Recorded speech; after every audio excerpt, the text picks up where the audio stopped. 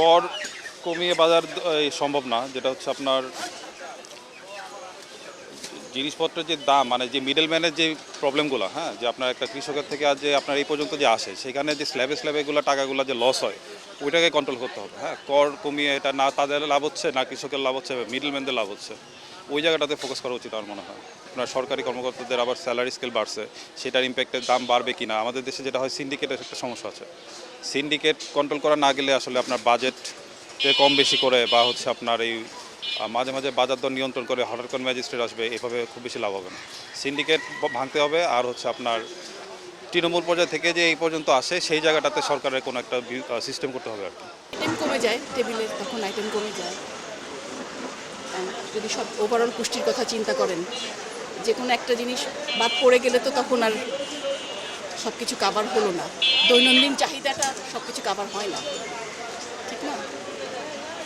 বাজার দর যখন স্থিতিশীল থাকে তখন মানুষের পুষ্টিটাও নিশ্চিত হয়।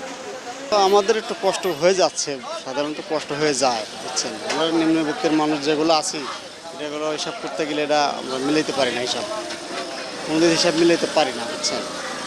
এলো বিষয়। আর জিনিসটা হলো, যত আপনার স্থিতিশীলভাবে রাখা যায় আমাদের জন্য ভালো। কিন্তু তো মনে করেন স্যালারি বাড়ে না, স্যালারি তো আমাদের এক পর্যায়ে আছে, কিন্তু জিনিসের দাম একটা বেশি একটা কম। আমরা সর্বশেষে আপনি হিসাব করতে গেলে আমাদের কষ্ট হয়ে যায় খুব।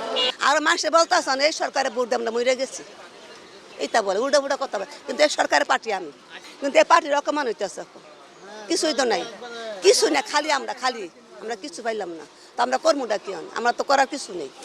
আমরা কিনা খামো তার মতন সদ্যাঙ্গ নেই, আমরা এমনি চলিও না।